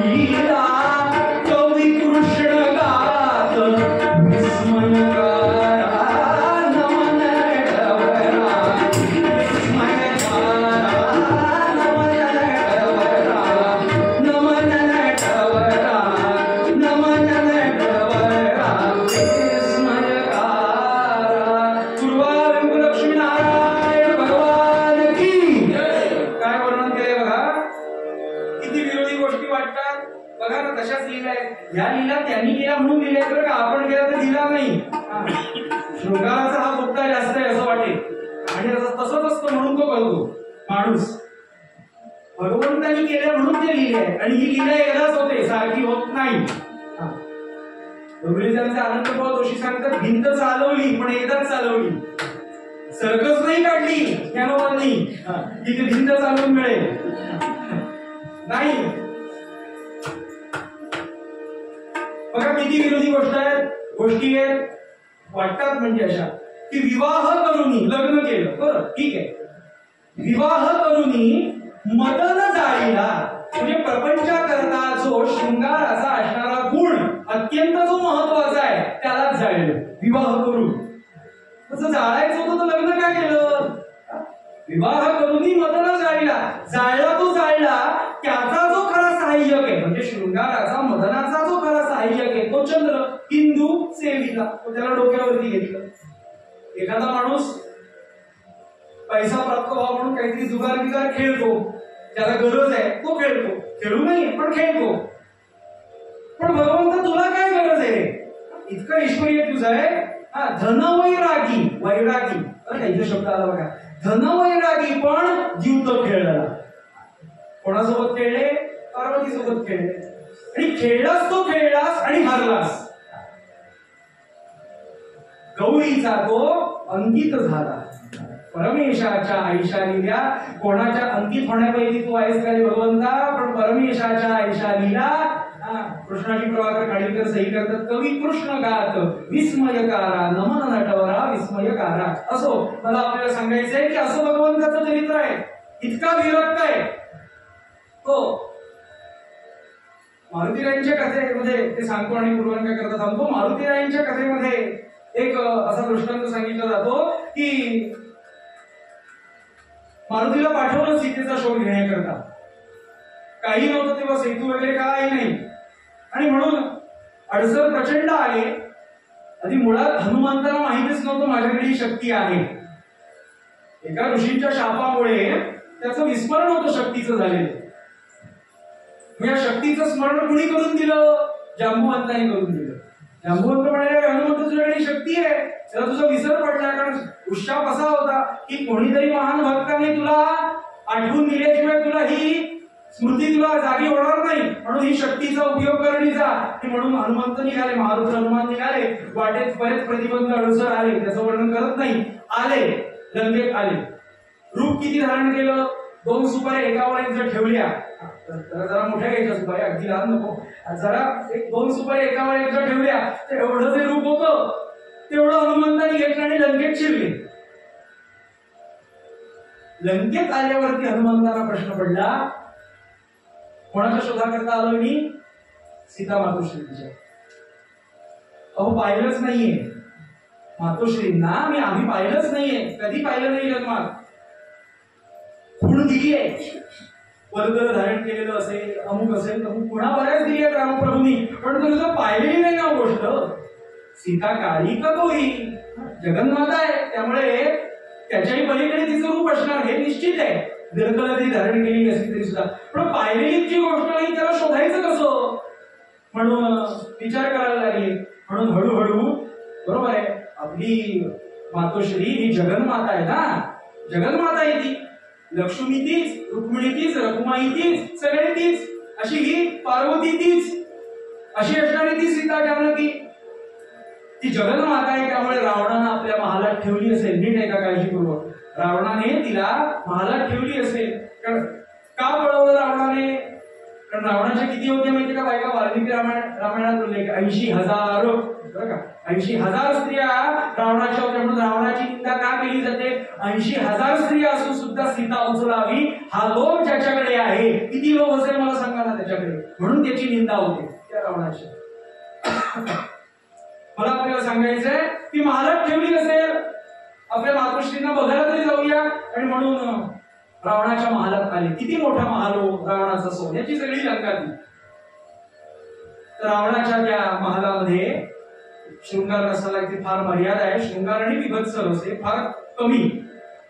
त्यातल्या त्यात सांगतो मी आपल्याला मर्यादा सांभाळून. 80,000 रावणाच्या स्त्रिया, त्यांना कशाचंही भान नाही, वस्त्राचं नाही, काही नाही, कशाचं कुठल्या अवस्थेत आहोत, त्याचं काय बोलतोय, काय हसतोय, कोणाशी हसतोय, काही भान नाही. अशा 80,000 स्त्रिया नको त्या अवस्थेमध्ये त्या हनुमंतांनी पाहिल्या, आणि हनुमंतांच्या लगेच लक्षात आलं सीता मातोश्री इथे असणं शक्य नाही, इथं असणं शक्य नाही. कशा करता आपण कृष्णांत बघतोय श्रोते हा वैराग्यश्चैव षण्णाम भवेति रणा. तिथे असणं शक्य नाही. काय करायचं म्हणून शोध घेत ही काही कथा मला रंगवायची नाहीये. शोध घेत शेवटी शोध मिळाला. पुन्हा सापडल्या. सीताबाईंचा शोध घेऊन परत हनुमंत निघाले. आणि हनुमंत निघताना मनात विचार करतात, आता रामप्रभू विचारणार काय घडलं तिथे सांग. तेव्हा आपण सांगणार आपल्या तोंडून मी असा गेलो, मला मध्ये प्रतिबंध आले, मध्ये अमुक भेटला, मध्ये अमुक तमुक भेटला, मग मी अंगुष्ठ रूप धारण केलं, मग रावणाच्या लंकेत गेलो, तिथे ह्या अशा स्त्रिया बघितल्या, मग मी सीतेचा शोध घेतला. म्हणजे सारखं बोलण्यात काय येणार, रामाच्या समोर उभं राहत असताना मी मी मी कुठल्याही वाक्याच्या बद्दल मी येणार, तसं नको म्हणाले. तसं नको. म्हणून ब्रह्मदेवाकडे गेले.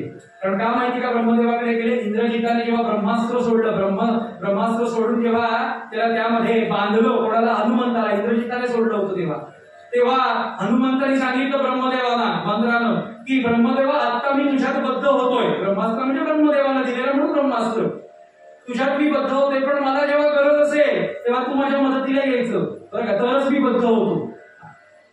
म्हणून ब्रह्मदेवाची आता मदत घेऊया म्हणून हनुमंत ब्रह्मदेवाकडे आले आणि ब्रह्मदेवाला म्हणाले, ब्रह्मदेवा अशी माझी एक मदत कर. काय, मी असा गेलो होतो, सीतेचा शोध लागलाय, पण सारखं माझ्या मुखाने रामांच्या समोर मी करू नये म्हणून तू पत्र लिही. देवा पत्र लिही आणि ते पत्र मी रामाला देईन, म्हणजे माझ्या मुखाने असं काही जायला नको. आणि म्हणून ब्रह्मदेवाने पत्र लिहिलं, जे सगळं वृत्तांत सगळा लिहिला. आणि त्या वृत्तांताचा सगळा तो लेख लखोट्यासह छान पत्रामध्ये त्याच्यामध्ये बांधून आले हनुमंत. रामांच्या समोर सुग्रीवांनी वाचन केलं त्याचं. आणि रामप्रभूला कळलं जेव्हा सीतेचा शोध लागला या पत्रातून, तो इतका आनंद झाला, गाढ अलिंगन दिलं हनुमंताला. वा हनुमंता, काय पाहिजे तुला देण्यासारखं माझ्याकडे काही नाही, एक गाढ अलिंगनच आहे. सगळेजण आपापल्या कामाला गेले आणि एकदम हनुमंतही जात होते केसरींसोबत सुग्रीवांसोबत. आणि एकदम थांबवलं, हनुमंता जरा थांब, मला बोलायचंय तुझ्याशी. पत्र वाचलेलं होतं ना, पत्राचं वाचन झालं होतं सुग्रीवांकडून. काय म्हणाले, भगवान काय काय काम आहे, का थांबवलं. भगवान म्हणाले, पत्र वाचलं ब्रह्मदेवाने लिहिलेलं, तू गेलास लंकेत आणि लंकेत गेल्यावर रावणाच्या तू 80,000 स्त्रिया पाहिल्यास. होय, या तुझ्या उघड्या डोळ्यांनी त्या 80,000 स्त्रिया कामाने मोहित झालेल्या, त्या तू रावणाच्या 80,000 स्त्रिया तुझ्या डोळ्यांनी पाहिल्यास. हो. हनुमंत म्हणाले, हो पाहिल्या. मग त्या 80,000 नको त्या अवस्थेत असलेल्या स्त्रिया तू तुझ्या डोळ्याने जर पाहिल्या, असं तू हो म्हणतोयस, पण पत्रातही लिहिलंय आणि प्रत्यक्षही हो लिहिलंयस. कारण शेवटी कधी कधी उतरवून गेला होऊ शकतो वेगळं काहीतरी, म्हणून त्यातही लिहिले, तू हो म्हणतोयस. मग मला सांग, तुझं ब्रह्मचर्य राहिलं की गेलं रे. काय प्रश्न आहे, तुझं ब्रह्मचर्य राहिलं की गेलं. आणि तेव्हा जे हनुमंत उत्तर देतात त्याला वैराग्य, पूर्ण वैराग्य म्हणतात. बरं का, वाल्मिकी रामायणात श्लोक आहे वाल्मिकी लिहिलेला. हनुमंत म्हणतात, कामं दृष्ट्वा मया सर्वा, बरं का, कामं दृष्ट्वा, कामानं मोहित झालेल्या, बरं का, रावण स्त्रिया, रावणाच्या 80,000 स्त्रिया दृष्ट्वा, मी माझ्या या दोन्ही उघड्या डोळ्यांनी पाहिल्या. कामं दृष्ट्वा मया सर्वा, सर्वस्ता रावण स्त्रिया. पण त्या जरी मी पाहिल्या असल्या तरी सुद्धा हनुमंत म्हणतात, न तुमे मनसा किंचित, बरं का, न तुमे मनसा किंचित उपमे वैकृत्यम उपपद्यते, किंचित सुद्धा माझ्या ठिकाणी विकार आला नाही. बरं का, त्याला काय म्हणतात, नुसतं वैराग्य म्हणत नाही, याला थोडं पूर्ण वैराग्य म्हणतात. जे समर्थांबद्दलचा जो प्रसिद्ध श्लोक आहे, शुकासारिके पूर्ण वैराग्य. नुसतं वैराग्य काय असतं म्हणजे काय, आणि पूर्ण वैराग्य, नुसतं वैराग्य म्हणजे अगदी नॉर्मल वैराग्य आणि पूर्ण वैराग्य, दोन्ही वैराग्य उच्चच बरं का, पण पूर्ण त्याच्याही पेक्षा काय A1 म्हणतात, काय तसं A+, नुसतं A नाही A+. तर वैराग्य नुसतं काय असतं, माझ्यासमोर एखादा पदार्थ आला, भोग्य वस्तू आली, तरी मग वैराग्य कशा म्हणायचं माहित पाहिजे. बरं का, एक मी दृष्टांत देतो आपल्याला, म्हणजे तो आपण कुठल्याही परिस्थितीत लावू शकता. कसा, जेवायला बसलाय माणूस, 5 लाडू खाऊन झाले, बेसनाचे काय घ्या, जे काय आवडतो तो घ्या, खाऊन झाले 5 लाडू. वाढणारा सुद्धा चांगला आहे, वाढणारा सुद्धा, जेवण वाढणारा सुद्धा चांगला आहे. 6वा लाडू खाण्याची इच्छा आहे, पण आजूबाजूचे काय म्हणतील, लोक काय म्हणतील म्हणून नको म्हणतोय, याला वैराग्य म्हणत नाही. 5 खाऊन झाले तो, कसं वैराग्य म्हणणार त्याला? 6वी खाण्याची इच्छा आहे व ती जरी गेली असती ना भरपूर झाला, त्यात तृप्ती नाही, म्हणून तरी थोडं किंचित वैराग्याचा भास निर्माण झाला असं आपण म्हणू शकतो. पण भासही नाही, वैराग्याचा भास सुद्धा नाही. खायची इच्छा आहे पण लोक काय म्हणतील म्हणून तो खात नाहीये, त्याला वैराग्य म्हणत नाही. मग वैराग्य कशाला म्हणतात? समोर आलेली भोग्य असणारी वस्तू, त्या वस्तूचा तिरस्कार करणे नाही बरं का, त्या वस्तूची बरं का, कुठली वस्तू घ्या, काहीतरी पाहिल्यावरती चांगलं वाटतं, काहीतरी खाल्ल्यावरती पंचविषय शब्द स्पर्श रूप रसगंध बरं का, काहीतरी वास आवडतो एखादा, तर त्याचा तिरस्कार न करता बरं का, गुणांकरता प्राप्त करून घेणं बरं का, ते गुणांना प्राप्त करणं बरं का, याला पूर्ण वैराग्य म्हणतात. आणि तिरस्कार करणं म्हणजे वैराग्य, नुसतं वैराग्य, ते सुद्धा महत्वाचं. कारण जोपर्यंत ते वैराग्य प्राप्त होत नाही तोपर्यंत आपल्याला भगवंताचा अनुभव येत नाही. म्हणून वैराग्य सुद्धा पाहिजे. आणि एकदा ते वैराग्य आलं की त्या मारुतीरायांसारखं, शुकांसारखं, समर्थांसारखं, व्यासांसारखं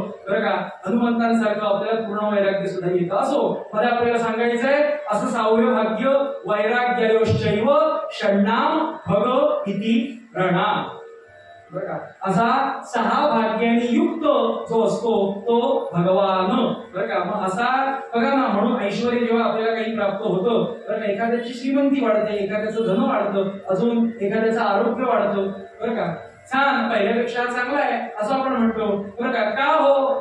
त्यानं देवाकडे ते मागितलंय म्हणून तो तसा आहे. मगाशी मी आपल्याला सांगितलं भगवंताकडे लौकिक सुद्धा आहे. हे जे वर्णन आपण केलं ना शंकराचार्यांचा श्लोक, तो लौकिक अर्था नाही, त्याच्याकडे अलौकिक काय आहे? तुकोबा म्हणतात, तुका म्हणे साई मुरोनिया पाही राही. मी काही माझ्या पत्नीनं नाकारलं, हिरे माणकं सोनं साड्या सगळं नाकारलं बरं का. त्याला काय म्हणतात श्रोते हो? याला वैराग्य म्हणतात, त्याला ज्ञान म्हणतात, त्याला ऐश्वर्य म्हणतात. अलौकिक गोष्ट प्राप्त करून दिली, काय आनंद प्राप्त करून दिला त्यांना. म्हणून आपण एखाद्याकडे मागतो ना, देवाकडे मागतो आपण की मला बाबा माझा मुलगा परीक्षेत पास होऊ दे, मुलाचं लग्न ठरू दे, मुलाला मूल होऊ दे, अमुक काहीतरी मागतो. याचं कारण श्रोते हो, त्याच्याकडे ते आहे म्हणून तो देतो. ऐश्वर्यस्य समग्रस्य, समग्रस्य या एका शब्दात शंकराचार्यांनी त्याला बद्ध केला. समग्रस्य म्हणजे सगळं आहे त्याच्याकडे, तुम्ही जे मागाल ते तुम्हाला देतो, आणि तो देतो म्हणून आपण येतो. त्याने जर आपल्याला दिलं नाही तर आपण येऊ का मंदिरात? भगवान लक्ष्मीनारायण महाराज की जय असं आपण म्हणू काय जय? नाही म्हणणार. तो देतो आपल्याला म्हणून आपण येतो, म्हणून तोच देतो, दुसरा कोणी आपल्याला देत नाही. मग अशी म्हटल्याप्रमाणे देता न म्हणे थोडेफार देव उदार उदार बरं का, तोच देतो. म्हणून तो लौकिकही देतो आणि अलौकिकही देतो. म्हणून तुका म्हणतात, तुका म्हणे पायी, तुका म्हणे साई मुरोनिया पायी राही. साई म्हणजे सहाय्य करणारा मला माझ्या जीवनात कोण आहे? तर तो भगवान आहे. मग अशा भगवंताला विसरावं, तोंड कोणा पसरावे अभंग पूर्ण बरं का. एक 5 मिनिटं फक्त सांगतो आपल्याला की कुठेही जेव्हा मंदिरामध्ये कीर्तना करता जिथे परत जातो बरं का, पहिल्या वेळी नाही, परत जेव्हा जातो तिथं काही श्रोत्यांकरता मी भिक्षा मागतो. घाबरू नका, श्रोत्यांकरता भिक्षा मागतो. काय? आपली पुढची पिढी जी आहे बरं का, कोणी 5वीत आहे, कोणी 6वीत आहे, 10वीत आहे, नुकत्याच जन्माला आल्या 2-3 वर्ष झाली आहेत बरं का, ती पिढी, तरुण पिढी ही त्याला काहीही जीवनात कमी पडू नये असं जर त्यांच्या आई वडिलांना, आजी आजोबांना जर वाटत असेल, काही कमी पडू नये म्हणजे प्रपंचातलं सुद्धा काही कमी पडू नये. प्रपंच का म्हणतोय मी नाव घेतोय? पण एकदा का परमार्थिक निरूपण झाल्यावरती प्रपंचात का अडकतोय? नाही. का प्रपंच म्हणतोय? कारण प्रपंचात आपण आहोत, प्रपंचात आपण आहोत म्हणून समर्थांनी सांगितले ना प्रपंच करावा नेट का, मग घ्यावे परमार्थाचा विवेका. कारण येथे आळस करू नका. कारण जर माझी सगळी बाकी अवस्था उत्तम असेल लौकिक, तर समजा म्हटलं आता देवाचं जरा नाव घ्यावं तर लक्ष लागेल की नाही? जर प्रपंच माझा उत्तम नसेल तर रामाचं नाव घेऊन राम माझ्या ध्यानात येणारच नाही. राम नाव घेऊन मला नाव म्हणावं त्याचं असं वाटणारच नाही. म्हणून मी काय भिक्षा मागतो की आपली पुढची पिढी प्रपंचात सुद्धा आणि परमार्थात सुद्धा त्यांना काही कमी पडू नये असं जर वाटत असेल तर मी एक प्रार्थना त्या गावामध्ये कोण जे असेल त्यांच्याकडे देतो आणि सांगतो की ही प्रार्थना प्रत्येकाने आपल्या घरी बरं का, प्रत्येकाने बरं का, आता घरात 5 माणसं आहेत, 4 माणसं आहेत, 2 माणसं आहेत, 10 माणसं आहेत, प्रत्येकाने ती म्हणायची सकाळी पूजा झाल्यावरती म्हटलं तर अति उत्तम प्रसन्न चित्ताने, किंवा संध्याकाळी कुठून कामावरून आलो, नोकरीवरून आलो तर ती प्रार्थना आपण म्हणायची आणि प्रत्येकाला म्हणायची. जर असं असेल की सगळे घरात येण्याची एक वेळ आहे किंवा सगळ्या संध्याकाळी 8 वाजता सगळ्यांनी घरी असतो तर सगळ्यांनी एकत्र म्हणायची. बघून बघून सुरुवातीला म्हणायची, कारण आपली ती पाठ नसणार, पण बघून म्हणता म्हणता आपली काही काळानं ती पाठ होईल. लक्षात घ्या, या पद्धतीने प्रार्थना म्हणायची. त्या प्रार्थनेचे आपला सांगणारे वाटायला आपल्याला, तर ती प्रार्थना म्हटल्यानंतर काय परिणाम होईल? चित्त शुद्ध होईल. चित्त शुद्ध होईल. आपण देवदेव करतोय त्याही पेक्षा देवावरती अधिक प्रेम करू. लक्षात घ्या, त्याच्यात माझा स्वार्थ काय हो? माझा काही स्वार्थ नाही. तुम्ही मला परत बोलवलं म्हणून दिले का? नाही. आपल्याला भक्तीची असणारी जी आवड आहे, ओढ आहे सगळ्यांना, ही त्या श्रोत्यांमध्ये जाणवते. कारण कसं आहे, तुम्ही श्रोते जरी जगदीश मूर्ती असं जरी समर्थांचं म्हणणं असलं तरी आमचे कुबेरबा म्हणतात श्रोत्यांचे प्रकार असतात. म्हणजे प्रकार म्हणजे काय, वाईट चांगला असा का नाही, मानसिकता असते एखादा विषय ऐकण्याची. मला हा इथे काही जण श्रोते म्हणाले इथे नको, जरा हलकं सांगा, साधं सांगा. बरोबर आहे, तिथं ती मानसिकता कारण कसं आहे, 24 तासापैकी 22 तास माझा मेंदू कशात मी बुडवलाय त्यावरती ते 2 तास अवलंबून येतो. माझे 22 तास मी परमार्थाचं माझं डोकं असेल तर 2 तास मला जवळ जाणार नाही. लक्षात घ्या, या पद्धतीनं ती प्रार्थना प्रत्येकानं म्हणायची. ती कशी म्हणायची हे मी आपल्याला सांगतो. प्रत्येकाला कागद मला एक द्या, बाकी सगळ्यांना वाटायला. समजा कमी पडले आपल्याला कागद, फोटो काढून ठेवायचा, पण साधारण त्यांनी श्रोत्यांच्या अंदाजाप्रमाणे त्यांना माहिती आहे त्या पद्धतीने त्यांनी ते आणलेलं आहे. प्रत्येकाने तो आपापल्या हातामध्ये कागद घ्यायचा. कोणाला शक्य नसेल, कारण कागद काही 10-15 वर्ष राहणारा टिकणारा नाही येतो. अर्थात त्यांच्या ऑफिस मधला म्हणून नसेल नाही, पण सगळ्यांना वाटेल, माऊली वर्गाला सुद्धा. आणि तो फोटो त्याचा काढून घ्यायचा. आणि सगळ्यात महत्वाचं म्हणजे रोज एक वेळ ठरवायची. आणि मुळात रोज म्हणायचं म्हणून नाही म्हणायचं, प्रसन्न चित्तानं म्हणायचं. बरं का, प्रसन्न चित्ताने ती प्रार्थना म्हणायची. बरं का, आपण त्याचे कोणीतरी आहोत आणि तो आपला कोणीतरी आहे या उद्देशाने, ह्या भावानं आपण म्हणायची. सगळ्यांच्या हातात काही ना काही मोबाईल असेल किंवा काय आलं की सांगा, मग मी आपल्याला सांगतो की कशी म्हणायची. त्याच्या अगोदर मला आवडणारा एक मनाचा श्लोक त्यामध्ये, ज्याचं निरूपण गेल्या वर्षी मी केलं इथं.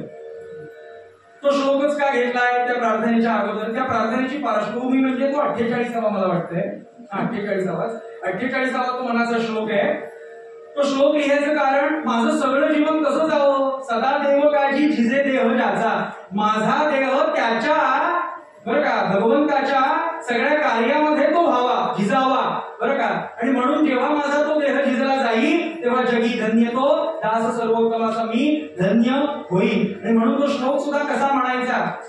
आता आम्ही ते काळीलोक म्हणून, काळीलोक नाही, त्याचं काहीतरी बिघडलंय थोडं, म्हणजे माझं तर म्हणून ते आहे, पण तुम्ही तो ह्या चालीत म्हणायचा.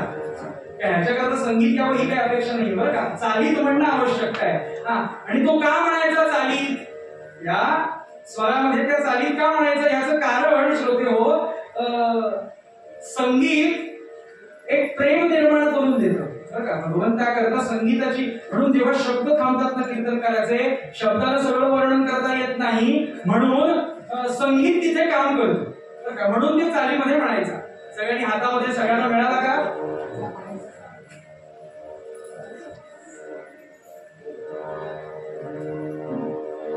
सगळ्यांनी मोठ्यांदा ताट बसायचं सगळ्यांनी आणि तो श्लोक म्हणायचा. मी एक एक ओळ सांगतो आणि त्यानंतर तो श्लोक पाठवून एक एक ओळ म्हणायचा. सदा देव काळजी झिजे देह ज्याचा. म्हणा,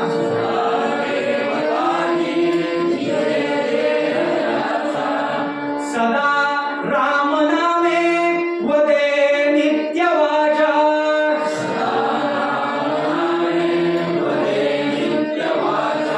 स्वधर्मेची चाले सदा उत्तमाचा.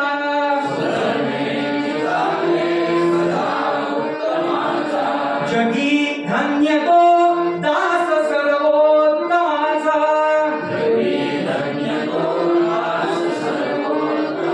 जय जय रघुवीर समर्थ असा श्लोक आपण म्हणायचा घरामध्ये. काही पूजा झाली, काही झालं, किंवा संध्याकाळी दिवे लागण्याची वेळ असेल ती झाली हे म्हणायचा. आणि तो श्लोक म्हटल्यावरती ही चाल लक्षात ठेवा, आपण नसेल तेव्हा याच्यामधून काढून ऐकायची. आणि ती चाल म्हटल्यानंतर हा श्लोक म्हणून झाल्यानंतर ही जी प्रार्थना आहे पहिल्या ओळीतच आपल्या लक्षात येईल की चित्त शुद्धतेची अगदी खूण आहे. पहिल्या ओळीतच ती ओळ म्हणजे सुखी सगळ्यांना देव देव राया. हे कधी होते अवस्था जेव्हा चित्त शुद्ध होतं तेव्हा. फक्त मला सुखी नको ठेवूस, सर्वे तू सुखी नसतं तू बरं का, सगळ्यांना सुखी ठेव, सगळेजण आनंददायी असू देत बरं का, सगळ्यांचं आरोग्य उत्तम असू दे बरं का. म्हणून एक एक श्लोक एक एक ओळ मी आपल्याला सांगतो, त्या पद्धतीने आपण म्हणा. सुखी सगळ्यांना ठेव देव राया,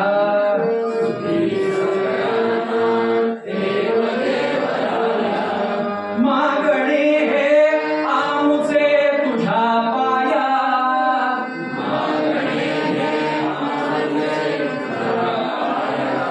सुखी सगळ्यांना ठेव देव राया,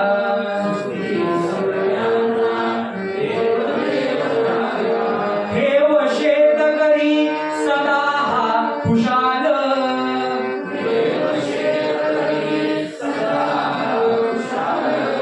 करी मागू ते आम्हाला मिळेल,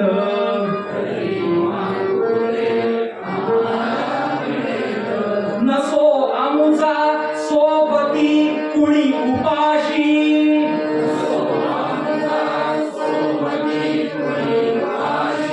नसो आमुचा सोबती कुणी आधाशी,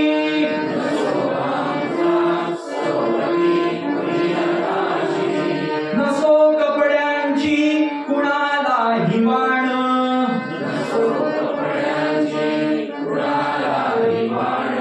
मिळो सर्वांना पुरेसे मकान,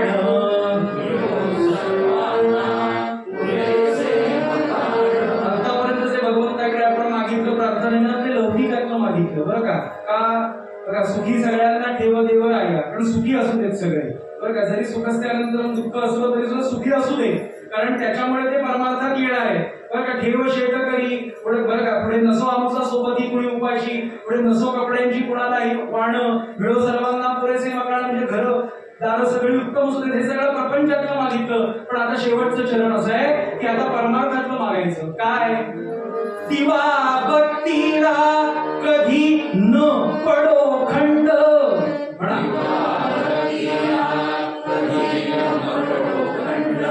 आयु लाभो घर धन्याला उदंड,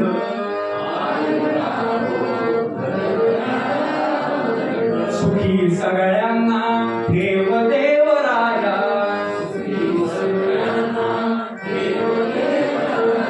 ठेव देव राया, ठेव देव राया. भगवान श्री कुंभारु लक्ष्मीनारायण महाराज की, भगवान गोपाल कृष्ण महाराज की. ही प्रार्थना जी आहे ह्याचा आपण प्रत्येकाने घरी गेल्यावरती किंवा इथं काही असेल त्याप्रमाणे व्यवस्थेप्रमाणे फोटो काढून घ्यायचा. या पद्धतीने रोज ती बघून म्हणायची. काही काळानंतर ती आपली पाठ होईल आणि अगदी कधी पोळ्या करताना, ऑफिसचं काम करत असताना ते शब्द आपल्याला आठवतील बरं का. आणि असं चित्त शुद्ध होईल की अनेक प्रत्येक जण जीवनामध्ये सुखी असू दे, प्रत्येकाच्या घरामध्ये सतत दिवा देऊ दे. याचा अर्थ काय माहितीये का? परमार्थ कायम प्रत्येक जण जगू दे, त्याच्यामध्ये कधी खंड पडू देऊ नका. या पद्धतीनं अशी प्रार्थना भगवंताला करायची बरं का. कारण का? तो देतो म्हणून बरं का. माझ्या प्रमाणे या अभंगाचं निरूपण करण्याचा प्रयत्न केला. अशी कृपा कोणावरती झाली? अशा श्री एकनाथ महाराज यांच्या जीवनातलं एक चरित्र, एक प्रसंग आपल्या वेळेमध्ये त्याप्रमाणे बसेल. बराच वेळ झाला, कितीला सुरू झालं साधारण माहिती नाही. हा ठीक आहे, म्हणजे दोन नाही, आपला 12:30-1 पर्यंत जास्तीत जास्त आपण कीर्तन संपन्न करूया. या पद्धतीनं अशा दात्याची कृपा कशी झाली आपण आख्यानाद्वारे बघूया. सगळ्यांना विनंती अशी राहील, आपण 2 दिवसाची सेवा केलेली आहे, उद्याही करणार आहात तृतीय दिवस. काही माणसं सेवा करतात आणि या सेवेचा प्रसाद जो असतो तो प्रसादच घेत नाही. म्हणजे काय? जिलबीचा नव्हे, मला कळलं नाही उद्या जिलबी म्हणून, तो प्रसाद नव्हे. कुठला प्रसाद? तीर्थप्रसादाचं कीर्तन, गणिताचं. म्हणजे सेवा करायची आणि आता भगवान म्हणतो सेवा केलेल्याचं फल तुला देतो, तेव्हा झोपून राहायचं, असं चालेल का? म्हणजे भगवान आलाय तीर्थप्रसादाच्या कीर्तनाला, कारण आहे ना पद्धत, तीर्थप्रसादाच्या कीर्तनाला अनेक ठिकाणी